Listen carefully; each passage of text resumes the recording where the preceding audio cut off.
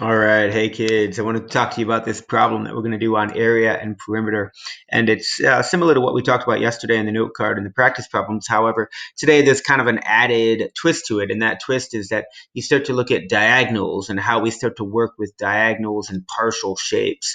So this square elk problem is cool, mostly because they give you this great little drawing here. I love that, right? Isn't that cool? Like that's an elk. You guys know what an elk is? It's like a big deer that they live like in the Rocky Mountains and in the West Coast, and they live up in I think I don't know if they live. Do moose live in like the north, like up in like Maine and all that? But deer, like the elk, I think they live mostly in like the mountains. They're just like a big deer with big antlers. But isn't that a nice drawing? I wish I could draw like that. I might have to practice drawing like that. That's pretty nice.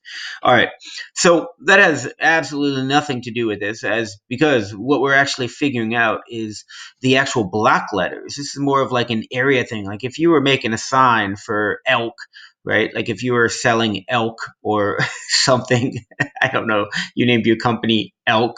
It's kind of a funny word. Um, elk. Kind of makes me laugh. Elk. Okay. Uh, so my daughter made a little group chat on one of the things, and I think she was calling it Kelp for a while, KELP for Christy, Leah, Elliot, Patrick for our four names in our family, and then she'd like send messages on the kelp. So for a couple days there in class, I'd begin like beep beep beep, it keep popping up as I'm teaching, and I'm like, what is going on? And it's just my daughter sending all these little messages like, hi, hello, dad, hi, dad. And I'm like, oh my god. So yeah, the beauty of chat, right? Okay, elk. See, funny elk. All right, Elliot, Leah, Christy, all the family, all the kids, and all the people in my family. Yeah. Anyway, my wife's name is Christy, in case you care or wondering. All right, I digress. Let's move on. The idea here is that we find the area and the perimeter for each of these letters, right? So what they want, look at the question. It says the word elk is drawn on 1 centimeter squares. That's the grid, right? Find the area of each of the letters. All right. So that's what they want you to do in the first one is find the area. So when we find an area, one thing I want to point out is it's just like yesterday when I talked about what should we do for elk? What's a good color for like the Rocky Mountains, like the purple mountains? I guess I don't know, white, whatever. We'll go with purple. I keep picking purple. Purple. Like this is a square. If we're doing area, like that's a square, right? Like that's one square. That's one. And then we'd say two. But what I want to point out, the really important thing I want to point out is what happens on these spots, like here. Check this out, right? See that? That's half.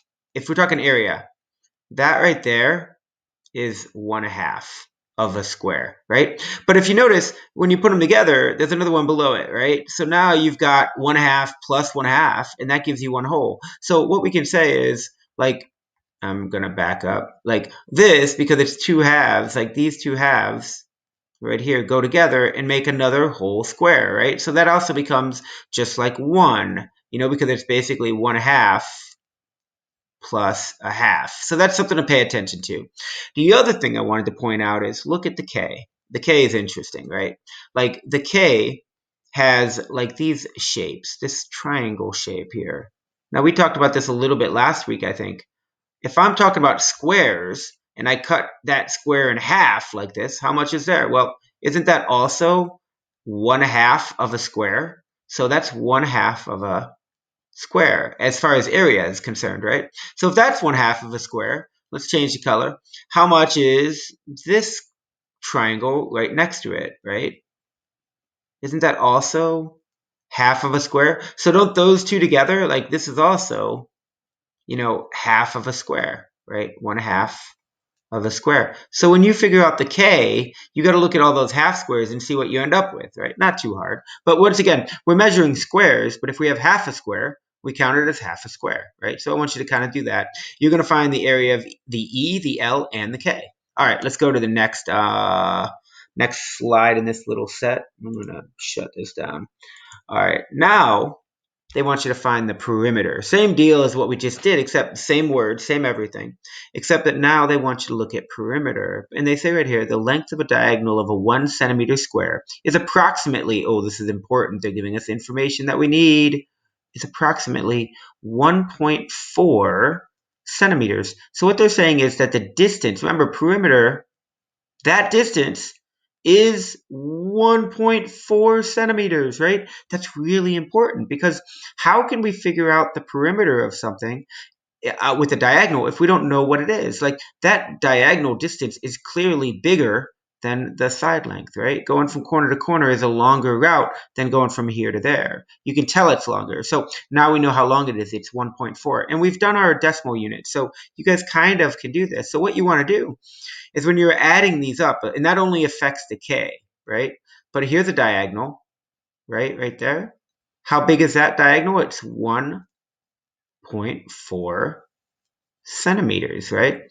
What about this one? Oh, wait, there's another one right there. From there to there, 1.4. Oh my gosh, 1.4 all over it. Look at this one. Here's another one. How big is it? 1.4. So you're going to have to, on the K, find out all these different lengths all the way around. And I mean, most of them are full spaces, but then there are these diagonals, and you're going to have to figure that out. Now, one thing to pay attention to is, look at this one. This is interesting right here. This end of the K, just right here. How big is that? Right? Question mark. What is that? And I would say look at it closely. Doesn't it go all? You can look at the top one too. Doesn't it go the entire length? Like you go into the entire length of one unit. So wouldn't that be 1 unit? So when you add them all up, you need to show the work of that. Like how many 1 unit spaces are there? How many are 1.4? And then add it all up. And that goes back to our decimal unit that we did a while ago, right? So remember, perimeter is the distance. It's the distance around the outside. And one more thing I want to point out about that is this gets interesting too. Changing colors just because it's fun. How big is this distance right there, right? So that distance right there, right, is my question mark. What do you think? How big is that?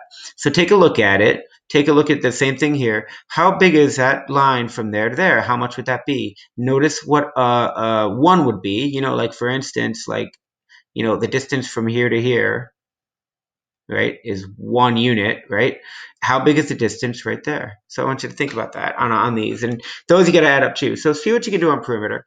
And then there's one more that I want to show you, the N. Oh, the N. The N gets tricky, and here's why it gets tricky. They're giving you more information. The letter N is drawn on an N. Where did N come from? Nelk? I don't know. They're adding an N. Elk? I don't know. So they're adding an N, and the length of the diagonal of a rectangle measuring 1 centimeter by 2 centimeters is approximately 2.34 centimeters. So they're basically saying that this distance right there, right, is longer than 2, right? And that makes perfect sense. That's 2.34 centimeters. So what I want you to do is say, well, this N is all pretty much easy, but what about this part right there when you're doing perimeter? And what about this part right here when you're doing perimeter? Those are my question marks. How long are those, right? And they want you to find both the perimeter and the area for this one, right? So the perimeter and the area. So I'm going to back this up. Let's get rid of those things because I think they're distracting. But if you're measuring the area and the perimeter, pay special attention to what's happening, like inside of here. Pay special attention to what's happening to that. Like how much is that in terms of area, right? And then pay special attention to that length as well, to the length that we have. Oh, sorry, we're going to take rid of that. The length of this. And you might have to, once again, use your decimals, see what you can do. I don't think this problem is very hard. You do have to be organized when you do it. So I want you to do the answers to 1, 2, and 3 in your notebook, and I want you to copy them, or I'm sorry, take a photo of your work and put it into the document, right? Like copy your photo in. Remember, anytime you have an answer to an area problem, like area is always, and I'm going to kind of drill this home, area should always be so many, like blank, and then you'd say squares or square. And in this case, we're talking centimeters, so square centimeters. And I could say or centimeters squared. And perimeter, right, is always just a distance. Like it's going to be just in centimeters. It's a straight line. So perimeter is just so many blank centimeters, right? So when I say blank, I guess I can put a line here, blank, blank. And it's just centimeters because perimeter is measured in a straight line, kind of like you're measuring it like on a just a, a ruler, right? Okay, so once again, in your notebook, elk, and then the N, figuring out area and perimeter, making sure you're using this knowledge that they gave us about the distance right here, this idea. You got to be using this stuff, especially if that's for perimeter. That doesn't really help you for area. For area, I want you to see if you can figure it out.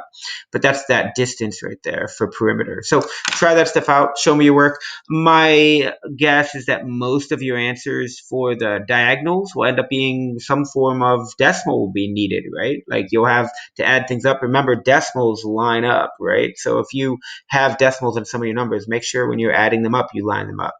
All right, kiddos, have a great Tuesday. I hope this problem's not too bad. Make sure you sketch it out. If you have graph paper, that would help. And I'll see you soon. All right. Bye, kids.